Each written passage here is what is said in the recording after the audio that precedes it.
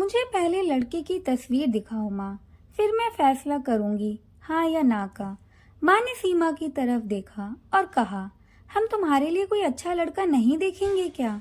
सीमा गुस्से से बोली, मुझे बस लड़का देखना है, तुम उसकी तस्वीर मंगवा लो या लड़के को यहीं बुला लो। माँ ने डांटा, पागल है, शर्म नहीं आती, चल अपने कमरे में जा। तभी सीमा के पिता भी आ गए और बोले, क्यों डांट रही हो मेरी बच्ची को? सीमा पिता के पास गई और जाकर कहने लगी, पिताजी मुझे लड़का देखना है। पिता ने मुस्कुराकर कहा, हाँ बेटी, तुम्हारी मर्जी से ही करेंगे शादी। कल मैं उसकी तस्वीर मंगवा लूंगा। लड़के का अपना होटल है, पढ़ा लिखा है, प्यारा है। लेकिन सीमा को तो लड़का देखना था। लड़का तो प्यारा है। सीमा ने हाँ कर दी। 10 दिनों में ही उसकी शादी हो गई। सीमा की शादी एकदम अनोखी थी। ना कभी मुलाकात हुई, ना कभी कोई बात, कभी एक दूसरे को मिले भी ना थे। ये ऐसा पवित्र रिश्ता था जिसमें दो अजनबी एक जान हो जाते हैं, जो कभी जिंदगी में मिले भी ना हो, पल भर में एक दूसरे की जान बन जाते हैं। आज सीमा की पहली रात थी। उसका पति अनिल कमरे में आया, हाथ में आइसक्रीम पकड़ी हुई थी और सीमा नजरें झुकाए बैठी थी। आइसक्रीम तो सीमा की फेवरेट थी। अनिल ने उसको नमस्ते किया। अनिल सीमा के पास बैठ गया। अनिल थोड़ा सा शर्माता भी था। आइसक्रीम खाते हुए बोला, जितने पैसे शादी पर खर्च किए, इतने की काश मैं आइसक्रीम खा लेता। सीमा का घूंघट उठाकर बोला, आप खाओगी? पहले तो सीमा ने शर्माते हुए मना कर दिया। फिर अनिल ने प्यार से कहा, खा लो, प्यार बढ़ेगा। उसने सीमा को आइसक्रीम दी और खुद भी खाने लगा। सीमा सारी आइसक्रीम खा गई। अनिल ने जब पूछा, आइसक्रीम खत्म कर दी? सीमा मुस्कुराने लगी, वो तो मैं खा गई। अनिल भी मुस्कुराने लगा और बोला, आप तो बहुत चालू हो। पहले बोल रही थी मैं नहीं खाती और अब देखो सारी की सारी खा गई। सीमा अनिल को पहली ही रात इतना तो समझ गई थी कि अनिल दिल का बहुत अच्छा है। रात भर मोहब्बत भरी बातें होती रही। जिंदगी अपनी असल मंजिल की तरफ मुड़ गई थी। वक्त गुजरने लगा। सीमा के भाई की शादी थी। सीमा 4 महीने की प्रेग्नेंट भी थी। सीमा ने अनिल से कहा, मुझे भाई की शादी में जाना है। अनिल सीमा के पास बैठकर बोला, डॉक्टर ने मना किया है आपको लंबी यात्रा करने से, इसलिए मैं कोई रिस्क नहीं लेना चाहता। मैं इजाज़त नहीं दे सकता शादी में जाने की। सीमा को बहुत गुस्सा आया। वो बोल पड़ी, आप पागल हो गए हो क्या? मेरे भाई की शादी है और आप कह रहे हैं कि नहीं जाना है। आप मुझे कार में बिठाकर आराम से छोड़कर आ जाएं। अनिल ने सीमा का हाथ पकड़ा, फिर मोहब्बत से समझाने लगा, सीमा क्यों बेकार की जिद करती हो? डॉक्टर ने यात्रा करने से मना किया है तो मैं नहीं जाने दे सकता तुमको। तुम लापरवाह हो जाती हो और मैं तुमको किसी के भरोसे नहीं छोड़ सकता। इतना कहकर अनिल कमरे से बाहर चला गया। सीमा रोने लगी। सीमा ने अपनी माँ को फोन किया। अनिल मना कर रहा है शादी में आने के लिए। माँ ने समझाया, बेटा अगर वो कह रहा है तो मत ही आओ। लेकिन सीमा की भाभी और भाई जिद करने लगे, क्यों नहीं आने दे रहा है अनिल हमारी बहन को? वो रात को आए। अनिल भी घर पर ही था। कहने लगे कि मेहंदी है, 3 ही दिन की बात है, सीमा को लेने आए हैं। अनिल ने सीमा की तरफ देखा और बोला, सीमा मैंने क्या कहा था तुमसे? सीमा ने नजरें झुका ली, उठकर कमरे में चली गई। अनिल को तो बहुत गुस्सा था, लेकिन उसने सब्र कर लिया। 1000 रुपए जेब से निकाले, सीमा को दिए और बोला, कुछ पैसे रख लो, बाकी और चाहिए हो तो ले लेना, मैं आऊँगा कल। सीमा बहुत खुश थी। अनिल ने उसे अपने सीने से लगा लिया। सीमा अपना ख्याल रखना। फिर सीमा शादी में चली गई। मेहंदी की रात सीमा की बुआ की लड़की भी आई हुई थी। डांस भी किया। काफी खुश थे सब। बारात वाले दिन जब भाई की बारात लड़की वालों के घर पहुंची तो बारिश हो रही थी। गली में काफी कीचड़ था। सीमा का पांव फिसला और वो गिर गई। गिरते ही उसके पेट में दर्द होने लगा। सीमा जोर जोर से रोने लगी। जल्दी से सीमा को अस्पताल ले गए। सीमा दर्द से चिल्ला रही थी। अनिल को कॉल करके सीमा के बारे में बताया। अनिल घबरा गया। जल्दी से अस्पताल पहुंचा। डॉक्टर सीमा को इमरजेंसी वार्ड में ले गए। अनिल बहुत परेशान था। दिल की धड़कनें बेकाबू थी। जुबान पर ईश्वर का जाप था। बाकी सब लोग शादी की खुशियों में मग्न थे, लेकिन यहाँ अनिल परेशान खड़ा था। कुछ देर बाद डॉक्टर कमरे से आए। उन्होंने सॉरी कहते हुए बताया, आपका बच्चा मर चुका है। अनिल बेजान सा होकर कुर्सी पर बैठ गया। भगवान से हिम्मत मांगकर जल्दी से वो वार्ड में गया। सीमा रो रही थी। अनिल को देखकर मुंह मोड़ लिया। अनिल पास बैठ गया, सर पर हाथ फेरने लगा। अच्छा चलो चुप कर मेरी सोनी, रोना बंद कर, बस ऊपर वाले की मर्जी थी। सीमा फूट फूट कर रोने लगी। अनिल मुझे माफ कर दो, मुझसे गलती हो गई। अनिल ने आंसुओं से भीगी हुई पलकों को चूम लिया। अरे बस बस मेरी जान, रोते नहीं हैं, बस ऊपर वाले की मर्जी थी, चुप हो जाओ। सीमा खुद को गुनहगार समझ रही थी, अपने बच्चे और अनिल का। अनिल उसे समझाने लगा कि तुम्हारी इसमें कोई गलती नहीं है। देखो मैं आ गया हूँ तुम्हारे पास, रोना बंद करो। अब फिर सीमा को लेकर घर चला गया। शादी खत्म हो गई। सब घर आ गए सीमा का हाल पूछने। सीमा खुद पर इल्जाम दे रही थी, मुझे रोका था माँ अनिल ने, लेकिन मैं जिद करती रही, शादी में जाना है। अगर मैंने इनकी बात मान ली होती तो आज शायद अपना बच्चा ना खोती। अनिल समझ रहा था सीमा दिल ही दिल में खुद को कसूरवार ठहरा रही है, इसलिए अनिल प्यार से समझाता रहा सीमा को। अरे पागल, खुद को परेशान ना कर, ऊपर वाले की मर्जी थी ना, ऊपर वाले ने चाहा तो हमें फिर से औलाद जरूर देगा। सीमा अनिल की आंखों में देख रही थी। अनिल अपने आप में इतने अच्छे हैं, मुझे डांटा नहीं है, आपने कुछ कहा नहीं। अनिल ने लंबी सांस ली, मुस्कुराकर बोला, जब तुमने मेरी बात ही नहीं मानी तो सीमा अब कुछ कहने का क्या फायदा। सीमा समझ रही थी अनिल का खामोश गुस्सा। 1 साल बाद फिर ऊपर वाले ने उनको बेटा दे दिया। सब बहुत खुश थे। अनिल बाहों में उठाकर झूमने लगा। सीमा बेड पर लेटी अनिल की आंखों में बेटे की मोहब्बत में निकलते आंसू देख रही थी। जिंदगी में अच्छे दिन आते हैं, लेकिन अक्लमंद वही होता है जो खुद को हालात में ढाल लेता है। अनिल के 2 भाई जो अनिल से अमीर थे, उन दोनों भाइयों का अपना अच्छा खासा बिजनेस था, लेकिन अनिल का छोटा सा होटल था जिससे बस गुजारा हो रहा था। सीमा ने जिद की, अनिल बच्चे को गर्मी लगती है इसलिए बहुत रोता है, मुझे कमरे में एसी लगवा कर दें। अनिल ने सिर पर हाथ रख लिया। अरे सीमा, पागल हो गई हो क्या? मेरे पास इतने पैसे नहीं हैं एसी के लिए। सीमा ने जिद की, मुझे एसी चाहिए बस कमरे में।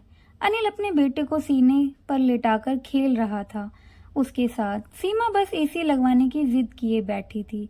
अनिल ने सीमा को कहा, ठीक है लगवा दूंगा एसी, ये लो सो गया मेरा राजकुमार, इसको लेटा दो। 2 साल बाद ऊपर वाले ने एक बेटी भी दी। वे दोनों बहुत खुश थे। हर अच्छी बुरी ख्वाहिश पूरी करता था अनिल, लेकिन फिर भी छोटी छोटी बातों पर उनमें झगड़ा रहता था। बेटा 4 साल का हो गया था, बेटी छोटी थी। अनिल का होटल का काम अच्छा नहीं चल रहा था। अनिल कुछ परेशान था। घर आया, देखा बेटे ने उसका लैपटॉप तोड़ दिया। प्रीति मोबाइल पर लगी हुई थी। अनिल ने देखा लैपटॉप टूटा हुआ पड़ा है। अनिल चिल्लाकर बोला, सीमा ये क्या है? सीमा ने कहा, आपके लाडले ने तोड़ा है। अनिल गुस्से में पहले ही था। सीमा को गाली देकर बोला, तुम्हारा दिमाग काम नहीं करता क्या? इसमें मेरा सारा डेटा था, तुम पागल हो क्या? जाओ खाना लेकर आओ मेरे लिए। सीमा गुस्से में बोली, अनिल मैं नौकरानी नहीं हूँ, सारा दिन बच्चों को संभालूं और फिर तुम मुझे गाली दो। सारा दिन इतना काम करो और कदर इतनी सी भी नहीं है, गाली दे रहे हो। सीमा खाना लेकर आई। बैंगन बने हुए थे। अनिल ने बैंगन देखकर चिल्लाकर बोला, तुम्हारा दिमाग खराब है, तुमको कितनी बार समझाया है, मैं बैंगन नहीं खाता। अनिल ने खाना उठाकर फेंक दिया, उठकर बाहर चला गया। इतने में बेटे ने कांच का गिलास तोड़ दिया, जो हाथ पर लग गया। काफी खून बहने लगा था हाथ से। सीमा ने बेटे को 1-2 थप्पड़ लगा दिए। बहुत तंग आ गई हूँ मैं तुम बाप बेटों से। बेटे को उठाकर कमरे में ले गई। रो रही थी, साथ ही उसे बोल रही थी, 5 साल हो गए इस इंसान के साथ, पर इसको मेरी कदर ही नहीं है। बेटे के जख्म पर मरहम लगाने लगी। इतने में बेटी भूख से रोने लगी। बेटी को गोद में उठाया। इस इंसान की ऐसी हरकतें रहीं तो गुजारा मुश्किल हो जाएगा। रात भर अनिल गायब रहा। सीमा ने भी फोन करके ना पूछा। सीमा ने अपनी माँ को बताया, अनिल आजकल ना खर्चा दे रहा है, ना अच्छे से बात करता है, गालियाँ देता है। माँ ने कहा, अच्छा हम बात करते हैं अनिल से। अनिल को महसूस हुआ उसने अच्छा नहीं किया सीमा के साथ। आज घर जाकर सीमा को सॉरी कहूँगा। घर पर आया, देखा घर में सीमा के माँ बाप, चाचा सब आकर बैठे हुए थे। अनिल ने सीमा की तरफ देखा। सीमा खामोश रही। अनिल ने सबको नमस्ते किया। उसके बाद बात शुरू हो गई।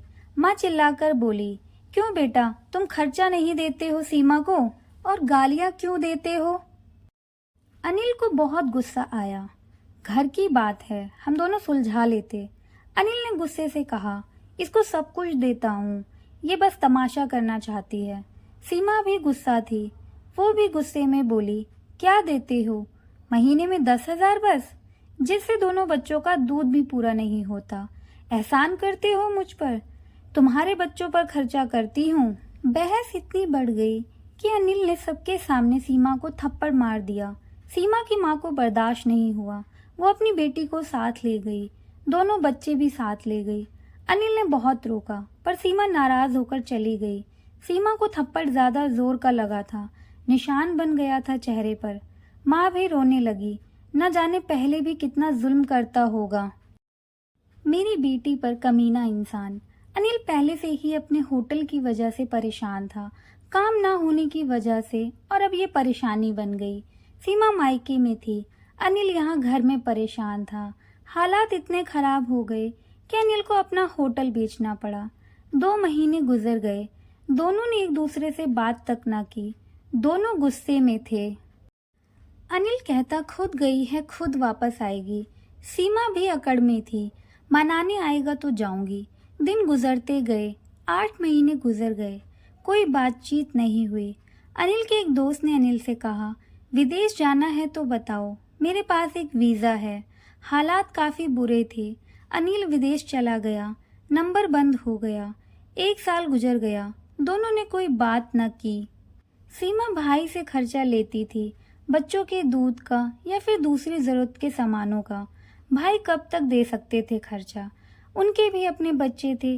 कभी सीमा के बच्चे कोई नुकसान कर देते, कोई चीज़ तोड़ देते तो सीमा की भाभी हजारों बातें करती, ताने देती थी। सीमा चुपचाप सुन लेती थी। क्या करती, आखिर किसी को कुछ बताती भी ना थी। दीपावली का दिन था। सीमा ने भाई से कहा, पैसे दे दो, बच्चों को शॉपिंग करवानी है। भाभी पास से बोली, बहन साफ सी बात है, हमारे पास फालतू के पैसे नहीं हैं। उसी इंसान के साथ गुजारा नहीं तो तलाक लेकर किसी दूसरे से शादी कर लो और जाओ यहाँ से। सीमा उस दिन बहुत रोई थी। उसे एहसास होने लगा था कि अनिल ने कभी उसे किसी चीज के लिए मना नहीं किया था।